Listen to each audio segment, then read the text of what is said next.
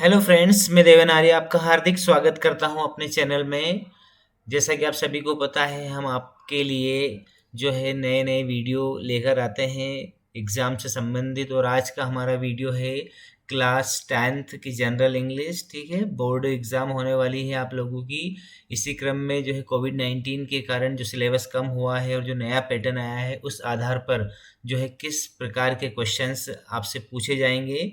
तो यहाँ पर आपके लिए lesson first light the lamp of thy love में से किस प्रकार के ऑब्जेक्टिव क्वेश्चन पूछे जाएंगे, किस प्रकार जो है शार्ट आंसर टाइप क्वेश्चन पूछे जाएंगे, किस प्रकार लॉन्ग आंसर टाइप क्वेश्चन पूछे जाएंगे, उन सभी का एनालिसिस हम यहाँ पर करेंगे। तो फटाफट बिना देर किए मेरे चैनल को सब्सक्राइब कीजिए ताकि आपको नए वीडियो आपको मैं प्रोवाइड करवाता रहूं, है ना। तो स्टार्ट करते हैं किस प्रकार से क्वेश्चन आएंगे। तो देखिए, पहला क्वेश्चन है आपका, चूज द करेक्ट ऑप्शंस। आपको यहाँ पर ऑप्शंस चुनने हैं, यानी आपको चार ऑप्शंस रहेंगे आपके पास, उसमें से एक ऑप्शन पर आपको क्लिक करना है या उसको अपनी कॉपी में अलग लिखना है।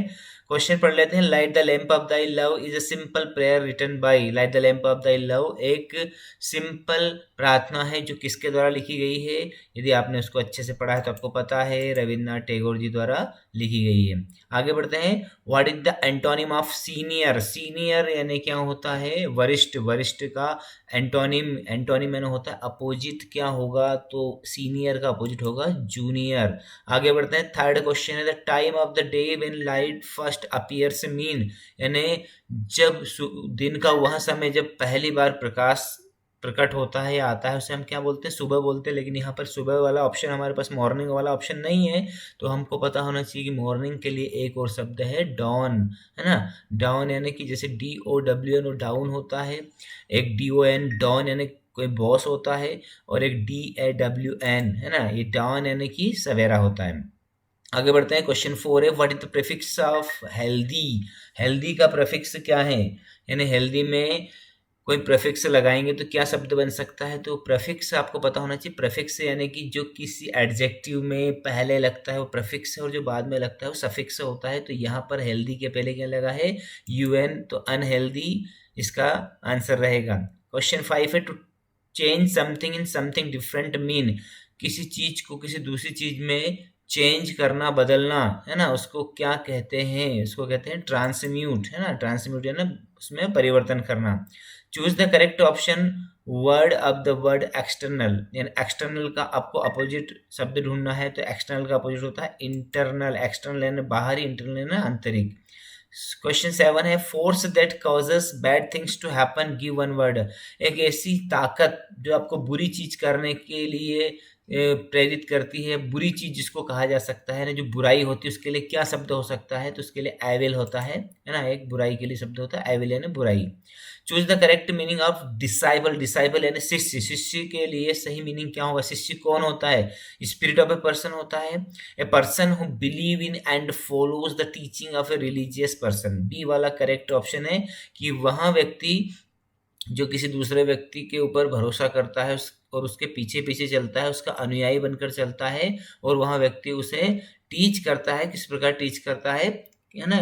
किसी भी रिलीजियस जो भी पर्सन आपको दिख जाए, जो भी आपके गुरु होते हैं, रिलीजियस पर्सन होते हैं, आप जब उनको फॉलो करते हैं, उनकी बातों को मानते हैं, तो आप उनके क्या कहलाते हैं, डिसाइपल यानी शिष्य कहलाते हैं। क्वेश्चन 9 है, what is the prefix of finite. Finite का प्रीफिक्स क्या होगा, तो इन्फिनिट, है ना, ये इसका सही आंसर रहेगा। Radiant grace of God illuminating the poets life means, जो कृपा है प्रभु की, रेडियंट यानी सर्वव्यापक, ग्रेस यानी कृपा, गॉड यानी ईश्वर। तो गॉड की सर्वव्यापक जो कृपा है वो कवि के लाइफ को कैसे जगमगाती है। तो इसका आंसर रहेगा लाइट दाई रिसरेक्टिंग लैम्प, यानी कि उसके रिसरेक्टिंग, रिसरेक्टिंग यानी कि जो कभी ना बुझ पाए, इस प्रकार के दिए उसके अंदर वो जलाती है, इस प्रकार का ज्ञान उसके दिल में भरती है। Question 11, choose the correct meaning of the word they. They यानी होता है वे। तो दे का करेक्ट मीनिंग क्या होगा, तो दे का करेक्ट मीनिंग होगा यहाँ पर, यानी दे से संबंधित कौन सी चीज है, डैम। आगे बढ़ते हैं। What is the meaning of sleep. Sleep यानी होता है सोना या नींद। तो उसके लिए एक शब्द और आता है, इसको हम कहते हैं स्लम्बर। तो इसका सही आंसर रहेगा स्लम्बर। ठीक है, आगे बढ़ते हैं। क्वेश्चन 13 है, the 5 senses of eyes, ears, nose, tongue and skin means. ये जो 5 सेंस हैं, है ना, यानी जो इंद्रियां हैं कौन कौन सी, आँख, कान, नाक, है ना, जिह्वा और त्वचा, इनको क्या कहा गया है, सेंस लैंप यानी ज्ञानेंद्रिया कहा गया है। आगे बढ़ते हैं, क्वेश्चन 14 है, choose the correct meaning of the word दाइन। दाइन यानी कि क्या होता है, दाइन जैसे हमने पोइम पढ़ी थी, दाइन यानी तुम्हारा, तो इसके लिए क्या आएगा, योर, है ना, तो यहाँ पर क्या लिखेंगे हम, योर। आगे बढ़ते हैं, what is the meaning of soul. Soul यानी आत्मा, तो आत्मा के लिए क्या मीनिंग हो सकता है, स्पिरिट ऑफ ए पर्सन, है ना, किसी व्यक्ति की जो स्पिरिट, उसको हम क्या बोलते हैं, सोल यानी आत्मा। Choose the correct prefix of the word wanted. Wanted का प्रेफिक्स हमें देखना है, तो प्रेफिक्स 3 क्वेश्चन आ चुके हैं, प्रेफिक्स संबंधित प्रेफिक्स यानी कि जो पहले लगता है, तो वांटेड का हो जाएगा unwanted. What do you mean by word darkness. Darkness से आप क्या समझते हैं, डार्कनेस का अर्थ होता है अंधकार यानी इग्नोरेंसी। इग्नोरेंसी यानी कि जो है अज्ञानता।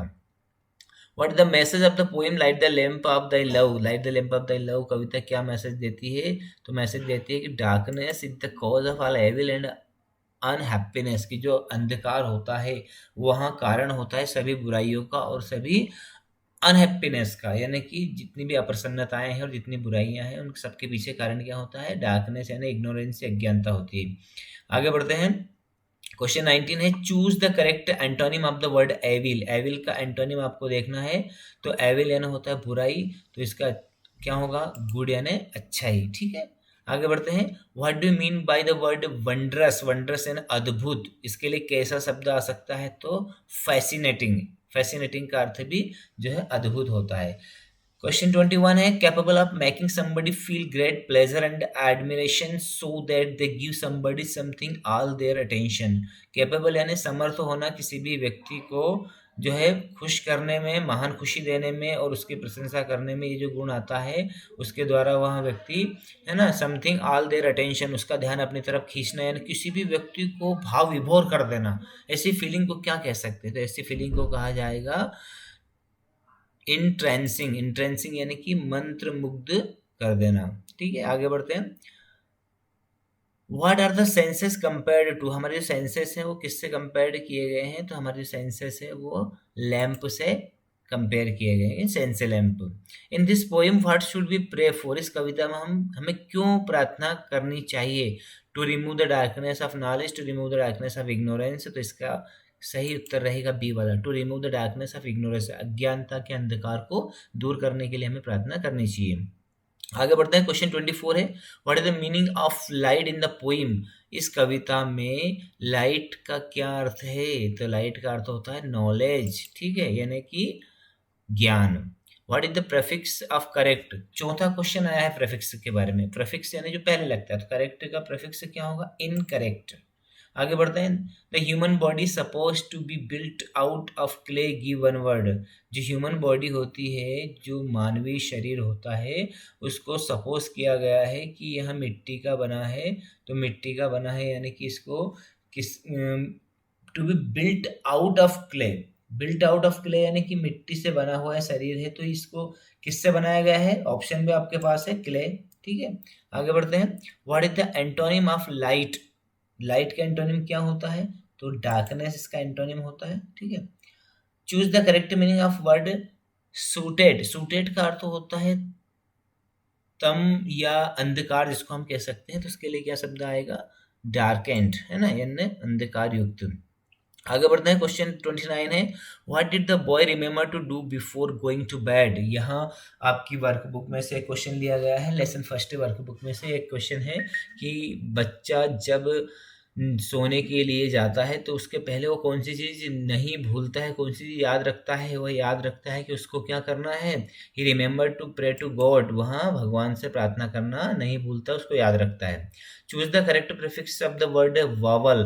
देखिए 5वां क्वेश्चन आया प्रीफिक्स संबंधित, तो वावल के में कौन सा जो है प्रीफिक्स लगा सकते हैं, तो वावल में लगा सकते हैं हम सेमी वावल, ठीक है। आया समझ में, तो इस प्रकार से हमने ऑब्जेक्टिव टाइप 30 क्वेश्चन कंप्लीट कर लिए हैं। 30 क्वेश्चन आप लोगों को बिल्कुल एग्जैक्ट याद रखने हैं कि 30 क्वेश्चन किस प्रकार हमने किए हैं, सारे याद होने चाहिए। इनमें से ही एग्जाम में आपको लेसन फर्स्ट से संबंधित क्वेश्चन आएंगे। तो आप यदि मेरे चैनल पर नए हैं तो प्लीज़ चैनल को सब्सक्राइब कीजिए, वीडियो को लाइक कीजिए, ज़्यादा से ज़्यादा शेयर कीजिए। आगे बढ़ते हैं सेक्शन बी में, आपको कुछ क्वेश्चंस आएँगे, है ना? शॉर्ट आंसर टाइप क्वेश्चंस है। What do you mean by in my house in the poem? What does the speaker want the lord to do at first?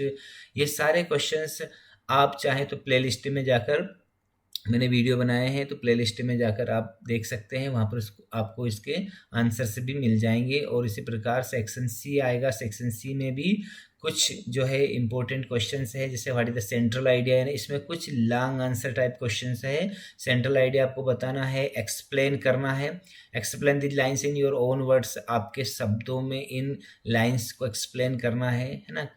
जो पोइम है उसकी 4 लाइन आपको दी जाएगी, उनको एक्सप्लेन करना है, उनसे संबंधित क्वेश्चन भी हो सकते हैं।